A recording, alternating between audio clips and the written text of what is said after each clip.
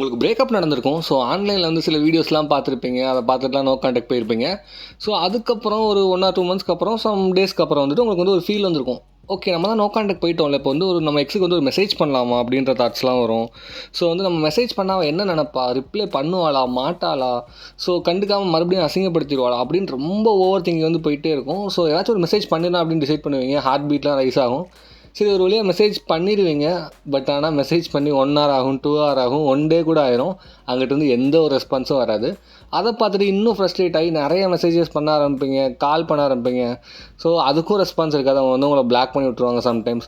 So இப்படிலாம் நடக்கும். So இந்த மிஸ்டேக் நீங்கள் ஆல்ரெடி பண்ணிட்டீங்க, நல்லா இருந்த சுச்சுவேஷனே சொதப்பி வச்சிட்டிங்க அப்படின்னாலும் நோ ப்ராப்ளம். ஸோ இந்த மிஸ்டேக் நான் இன்னும் பண்ணலை ப்ரோ, நான் எப்படி ஹேண்டில் பண்ணுறது, ஸோ நோ கான்டாக்டில் இருக்கேன் பட் என் ஆளுக்கு வந்து மெசேஜ் பண்ணணும்னு தோணிட்டே இருக்குது. ஸோ அந்த மாதிரி சுச்சுவேஷன் இருந்தீங்கன்னா இந்த வீடியோ வந்து ஃபுல்லாக பாருங்கள். ஓகே, பிரேக்கப் ஆனதுக்கப்புறம் கொஞ்ச நாளுக்கு அப்புறம் ஒரு நோ கான்டாக்டில் இருந்துட்டு என் ஆளுக்கு வந்து மெசேஜ் பண்ணலாமா வேணாமான்ற ஒரு ஆசிலேஷன் இருந்துச்சுன்னா, ஸோ அதில் ஒரு சில க்ரைட்டீரியாஸ் இருக்குது. ஸோ இந்த சிச்சுவேஷனில் வந்து மெசேஜ் பண்ணலாம், இந்த சிச்சுவேஷனில் வந்து மெசேஜ் பண்ணக்கூடாதுன்னு சொல்லிட்டு நிறைய லிமிட்டேஷன்ஸ் இருக்குது. ஸோ இல்லைடா நான் பண்ணி தாண்டா ஆவேன் அப்படின்னா, ஸோ அப்படி நீங்கள் அந்த மைண்ட் செட்டில் இருந்தீங்கன்னா எந்த மாதிரி பண்ணலாம், என்னெல்லாம் பண்ணக்கூடாது அப்படின்றத அந்த வீடியோ வந்து கிளியராக சொல்கிறேன். ஸோ ஃபஸ்ட் எடுத்தோன்னே எந்த மாதிரி மெசேஜஸ்லாம் பண்ணக்கூடாது அப்படின்னு எடுத்துக்கிட்டிங்கன்னா, வெறும் இந்த ஹாய், என்ன பண்ணுற, என் ஞாபகம் இருக்கா, இப்போவாச்சும் நீ மனசு மாறிட்டேன், அந்த மாதிரி ஒரு ஒன்லைன் டெக்ஸ்ட் இருக்குது பார்த்தீங்களா, இதெல்லாம் கம்ப்ளீட்டாக அவாய்ட் பண்ணிடுங்க. ஏன்னா மோஸ்ட்லி இந்த மெசேஜஸ்க்குலாம் வந்து ரிப்ளே பண்ண மாட்டாங்க. நீங்கள் இன்னொரு நீடியாக பிஹேவ் பண்ணுற மாதிரி இருக்கும். இன்னும் உங்களை கேவலமாக பார்க்க ஆரம்பிச்சிருவாங்க. ஓகே, எந்த மாதிரி மெசேஜஸ் அனுப்பலாம் அப்படின்னு கேட்டிங்கன்னா அதுக்கு நிறையா வெரைட்டிஸ் இருக்குது. ஸோ அதை பற்றி நான் டீட்டெயிலாக கோர்ஸில் சொல்லியிருப்பேன். பட் நான் ஒரு எக்ஸாம்பிள் மட்டும் சொல்கிறேன். ஒரு ரிமைண்டர் டெக்ஸ்ட் அனுப்பலாம். ஃபார் எக்ஸாம்பிள் சொல்லணும் அப்படின்னா, ஸோ அந்த மெசேஜஸில் வந்துட்டு நீங்கள் வந்து ரொம்ப நீடியாக தெரியக்கூடாது, ரொம்ப வந்துட்டு அகைன் போய் கெஞ்சுற மாதிரி, ஒரு மாதிரி பெக் பண்ணுற மாதிரி இருக்கக்கூடாது. நீங்கள் வந்து கான்ஃபிடென்ட்டாக ரொம்பவே ஒரு ஹாப்பி பர்சனாக சவுண்ட் ஆகணும். அந்த மாதிரி தான் அந்த மெசேஜ் இருக்கணும். அப்போ தான் அந்த மெசேஜஸ்க்கு வந்து ரெஸ்பான்ஸ் வரும்.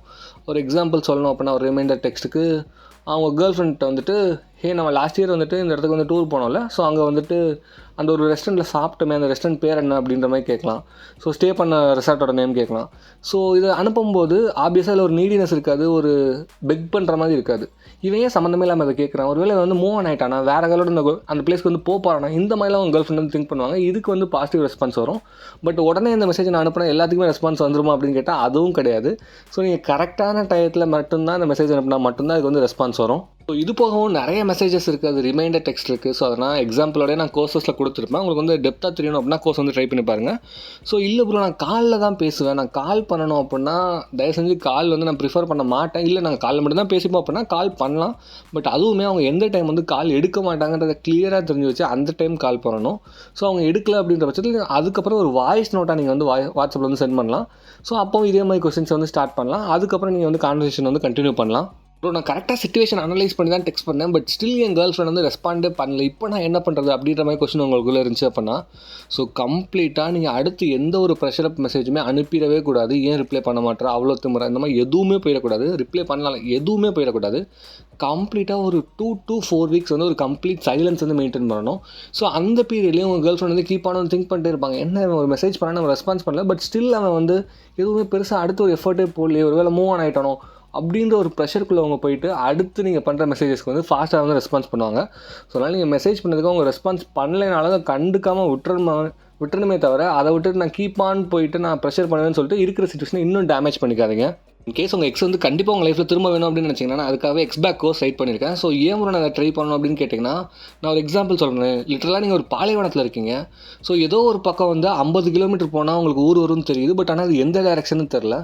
ஸோ ஆப்போசிட் டேரெக்ஷனில் போனால் உங்கள் லைஃபே வந்து மிஸ் ஆயிரும். ஸோ நீங்கள் வந்து தொலைஞ்சு போய் அந்த இடத்துல வந்து செத்துருவீங்க அப்படின்ற ஒரு சிச்சுவேஷன் இருக்கும்போது இந்த எக்ஸ்பேக் கோர்ஸ் வந்து உங்களுக்கு வந்து அந்த பாலைவனத்தோட ஒரு மேப் மாதிரி வந்து ஆக்ட் ஆகும். ஸோ எந்த டேரெக்ஷனில் போகிறதுன்றதுக்கு வந்து ரொம்பவே கிளியராக ஹெல்ப் பண்ணும். ஸோ பட் ஸ்டில் அந்த 50 கிலோமீட்டர் நீங்கள் தான் வாக் பண்ணி கிடக்கணும். அது ரொம்ப கஷ்டமான பாதை தான். பட் ஆனால் எந்த டேரெக்ஷனில் போனால் உங்களால் உயிர் பிழைக்க முடியுன்றதை வந்து என்னால் எக்ஸாக்டாக சொல்லிட முடியும். ஸோ இன்ச் பை இன்ச்சாக நான் வந்து thousands of கிளைண்ட்ஸ்க்கு வந்து ஹெல்ப் பண்ணியிருக்கேன். அத்தனை பேரோட எக்ஸ் வந்து திரும்ப வரதுக்கு வந்து ஹெல்ப் பண்ணியிருக்கேன். உங்களுக்கு தேவைப்பட்டுச்சு அப்படின்னா டிஸ்கிரிப்ஷனில் வந்து வாட்ஸ்அப்பில் வந்து ஒரு நம்பர் கொடுக்குறேன். அந்த வாட்ஸ்அப் நம்பரை கான்டாக்ட் பண்ணி ஸோ கோர்ஸ் வந்து பர்ச்சேஸ் பண்ணிக்கோங்க. கோர்ஸோட ப்ரைஸ் வந்து 666 rupees. ஸோ எனக்கு வந்து பர்சனல் கன்சல்டேஷன் வேணும், ஸோ கால் கன்சல்டேஷன் வேணும்னாலும் நீங்கள் அந்த நம்பரை கான்டாக்ட் பண்ணி புக் பண்ணிக்கலாம். ஓகே ஃப்ரெண்ட்ஸ், முடிஞ்சால் லைக் பண்ணி விட்டு சப்ஸ்கிரைப் பண்ணி விட்டு போங்க. அடுத்து என்ன வீடியோ வேணுன்றதை கமெண்ட்ஸில் சொல்லுங்கள். See you, டாடா, பை பை.